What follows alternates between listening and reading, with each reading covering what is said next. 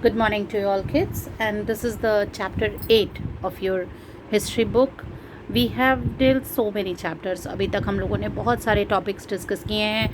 They all were related with different dynasties, the kingdoms, the rulers, how they were working for their expansions, and so many things, the battles and wars and different strategies and their alliances, so many things. उन लोगों ने किस तरह से अपने अलग अलग ways adopt किए अपने एक्सपेंशन के लिए. बस यही सब कुछ अभी तक हम लोग ज़्यादातर पढ़ते चले आए, चाहे वो हमारे ओरिजिनल इन्हेबिटेंट्स हों उनके बारे में या हमारे इन्वेडर्स हों, those who ruined our country, our temples, our culture and everything. So now only we have to learn about the different religious beliefs कि किस तरह से religious point of views में differences आए थे medieval period में. It's all about the medieval period only कि उस समय किस तरह के changes आए रिलीजियस बिलीव्स में. धार्मिक रूप से क्या परिवर्तन हुआ, लोगों की सोच में क्या परिवर्तन हुए, अलग तरह से जितने भी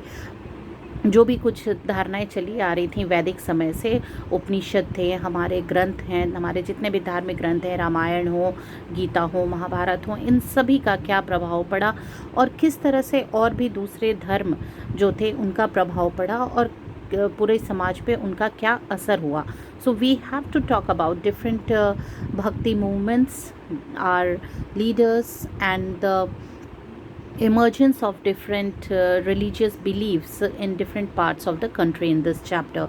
In medieval period सबसे पहली चीज़ जो देखी गई थी that was the rise and development of the new Sanatan Hindu philosophy. Sanatan Dharma जो है, जो हिंदू सनातन धर्म है, वो सबसे पुरानी सोच है, सबसे पहली और सबसे पुरानी सोच हम उसे कह सकते हैं धार्मिक स्वरूप में, क्योंकि जो पुराने सिस्टम चले आ रहे थे वैदिक काल से वो कुछ लोगों तक ही लिमिटेड थे. वैसे लोग जो वेल्दी हों, those who were very much able to bear the expenses of those rituals, जो हवन उतना करवा सकें, ब्राह्मणों के ऊपर उतना ज़्यादा उन्हें दान दे सकें और उतने खर्च करने के लिए केपेबल हैं, वो उनके लिए सही था.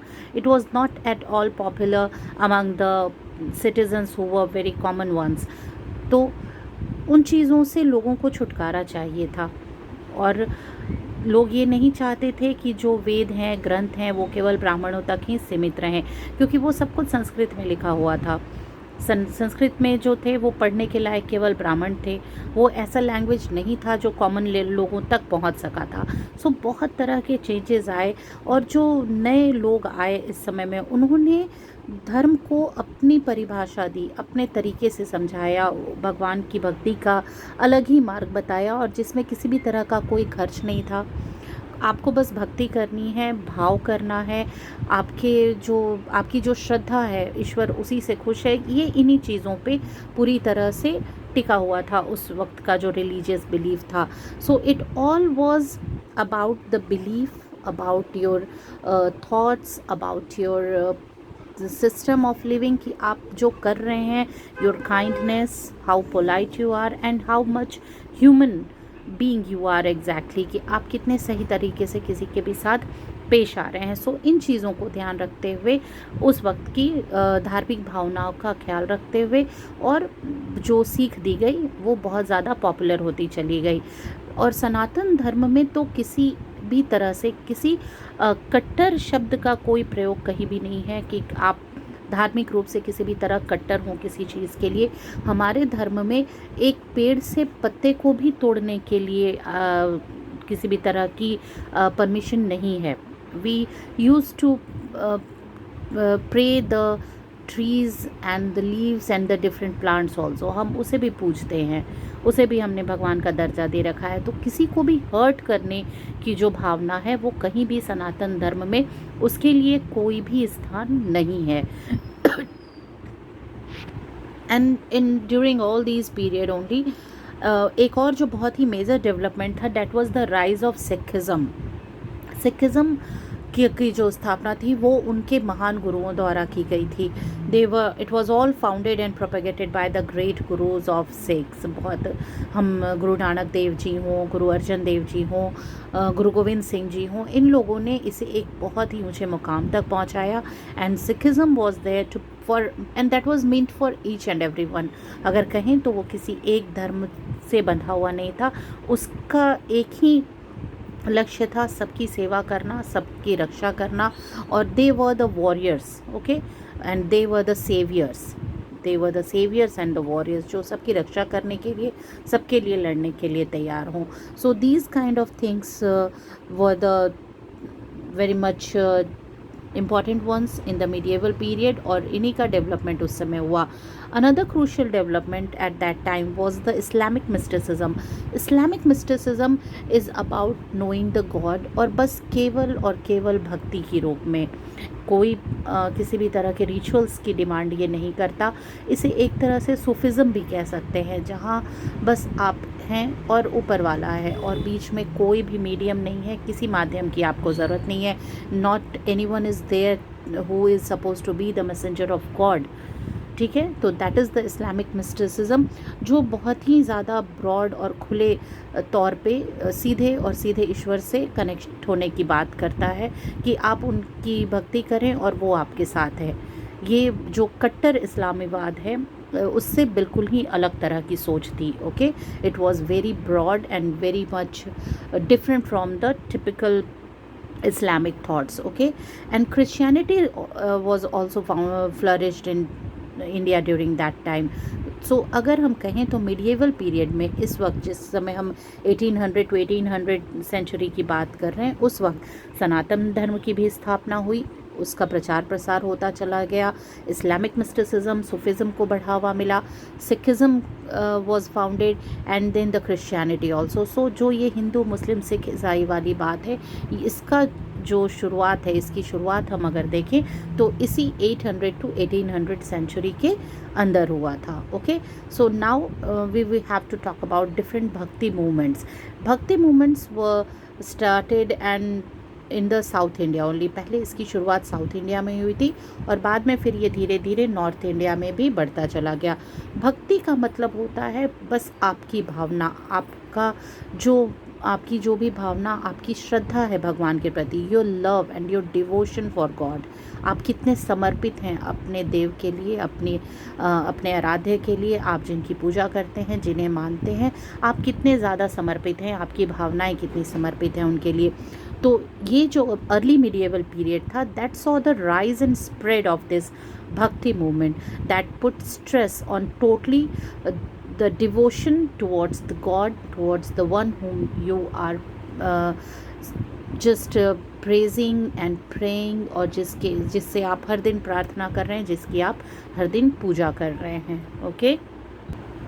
सो जैसा कि अभी हम लोगों ने तुरंत डिस्कस किया कि ये जो भक्ति मूवमेंट था, that started in south India first, और ये इसके दो पॉपुलर स्ट्रीम्स थे, दो तरह के इसके मानने वाले और फॉलोअर्स थे। They first were called the Nayanars and the second one were the Alvars, okay.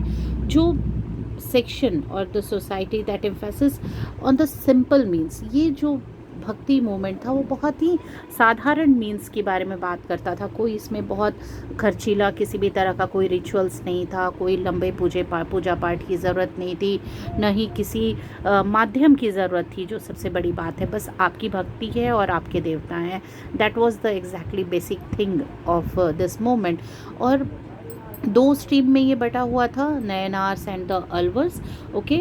The Nayanars were the ones who worshipped Shiva, जो लोग शिव की पूजा करते थे, शिव को मानते थे, they were called the Nayanars, and those who worshipped Vishnu, they were called the Vaishnavites और द अलवर्स, ओके। और 15th सेंचुरी होते होते और उसका मीड आते हुए ये जो बोथ द वर्शिपर्स थे, जो शिव और विष्णु दोनों को मानने वाले थे, ये धीरे धीरे बढ़ता चला गया। इनका जो प्रचार और प्रसार था वो बढ़ता चला गया, इनकी लोकप्रियता बहुत ही ज़्यादा बढ़ती चली गई शिव और विष्णु के फॉलोअर्स की, और फिर ये नॉर्थ इंडिया में भी उतने ही ज़्यादा पॉपुलर हो गए थे। भक्ति के जो फॉलोअर्स थे, जो संत थे, जो इसके जो प्रीच करते थे, जो इन्हें मानने वाले लोग थे, they only gave the message of love through their hymns. वो अलग अलग तरह के श्लोक, मंत्र, आप कह सकते हैं कविताओं के रूप में, या दोहे के रूप में वो बस केवल लव का मैसेज फैलाते थे, to be in peace and harmony, how to be connected with God with the simple means and spread the message of peace and harmony. They were the followers of either the Sagun. इसे भी दो रूप में बांटा गया था, सगुन और निर्गुण। ओके, सगुन मतलब जो भगवान के किसी एक स्वरूप को मानते थे, they believed in a form of God. Okay, कि भगवान किसी एक रूप में है, उनका कोई एक स्वरूप है। And Nirguns were the ones who believed the formless God, कि भगवान का कोई रूप नहीं है, कोई आकार नहीं दिया जा सकता है उन्हें। तो ये भी जो भक्ति संत थे वो भी दो रूप में बटे हुए थे, सगुण और निर्गुण में। ठीक है, देन ये बहुत ज़्यादा पॉपुलर इसलिए भी होते चले गए साउथ के बाद नॉर्थ में, and then all over the country. ये पूरी तरह से इसलिए भी लोकप्रिय होते चले गए क्योंकि सबसे पहली बात जो थी कि इन लोगों ने जो भी कुछ मैसेज दिया वो बहुत ही ज़्यादा पॉपुलर लैंग्वेजेस में था, जो कॉमन लोगों की आम रूप से बोलचाल की भाषा थी, उस भाषा में था इनका सारा संदेश। तो लोगों को बहुत ही आसानी से समझ में आती थी इनकी बात। इसमें ऐसा कुछ भी नहीं था कि बड़े बड़े वेदों और ग्रंथों की भाषाएं बोली जाती थी जो सिर्फ ब्राह्मण या कुछ पढ़े लिखे लोग समझ सकें, ऐसा नहीं था। कुछ लोगों ने तो तमिल, कन्नड़, मराठी, हिंदी, तेलुगु, हर तरह के लैंग्वेज में, जो भी संत जिस लैंग्वेज में कंफर्टेबल थे, उनका जो मास था, उनके जो फॉलोअर्स थे, उन्होंने उसी लैंग्वेज को प्रेफर किया और उसमें अपने मैसेजेस को बढ़ाया और फैलाया। ओके, सो इसलिए भी ये बहुत ज़्यादा पॉपुलर होता चला गया कि लोग भक्ति मूवमेंट से जुड़ते चले गए, इसके फॉलोवर बनते चले गए। जो बेसिक टीचिंग्स थी, जो कॉमन टीचिंग्स थी भक्ति संत की, जो बहुत ही कॉमनली ये लोग बोलते थे हमेशा, और जिस बात पे चलने के लिए लोगों को बढ़ावा देते थे, वो पहली चीज़ थी gaining true knowledge from a guru और teacher in order to attain salvation, मतलब मोक्ष की प्राप्ति, परम ज्ञान को प्राप्त कर लेना, ईश्वर तक पहुंच जाना।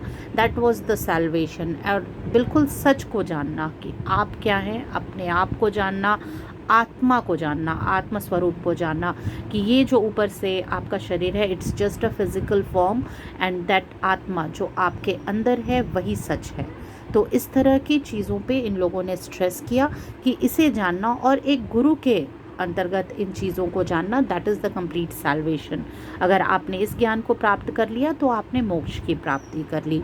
Then the second thing is devotion to one God, एक ही ईश्वर 10, 20, 50, 100 नहीं है, एक ही है। वो जो भी है, जिस रूप में भी हैं, वो एक है, सबके लिए एक है।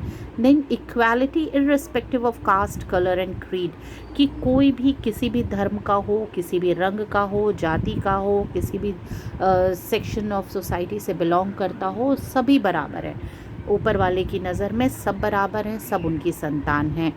देन ब्रदरहुड, आपसी भाईचारा बनाए रखना, that was the basic thing, the peace and harmony, and that could be attained only when you believe in brotherhood. Okay, कि आप एक दूसरे को समझें, सबको अपना समझें और मिलजुल के रहने की कोशिश करें। Then virtues of kindness and purity of heart, आप सबसे पहले दयालु हों, हर किसी के लिए, सिर्फ अपने लिए नहीं, ह्यूमन बींग्स के लिए नहीं, even towards the animals and the plants, सबके लिए आप दयालु बने और अपने हृदय में शुद्धता लाएं, अपने मन की शुद्धता लाएं, तभी जा कर के आप समाज के लिए कुछ कर सकेंगे और लोगों के लिए कुछ कर सकेंगे। ये जो अलग अलग धर्म हैं, लोगों का बंटना है, धर्म के नाम पे इतनी ज़्यादा लड़ाइयाँ हैं, या लड़ाइयाँ नहीं भी हैं तो लोग पॉलिटिकली अपने अपने बेनिफिट्स के लिए, अपने कुछ छोटे छोटे इच्छाओं को पूरा करने के लिए इसे मिसयूज़ करते हैं। इन चीज़ों से किसी भी तरह से नहीं आपको बहना है, इन बातों में नहीं जाना है, और बस एक भक्ति के स्वरूप को अपनाना है। That is the message given by the भक्ति संत. So we have to learn so many things about the early Bhakti Sants also. So we will continue with this topic in our next video. Okay, thank you.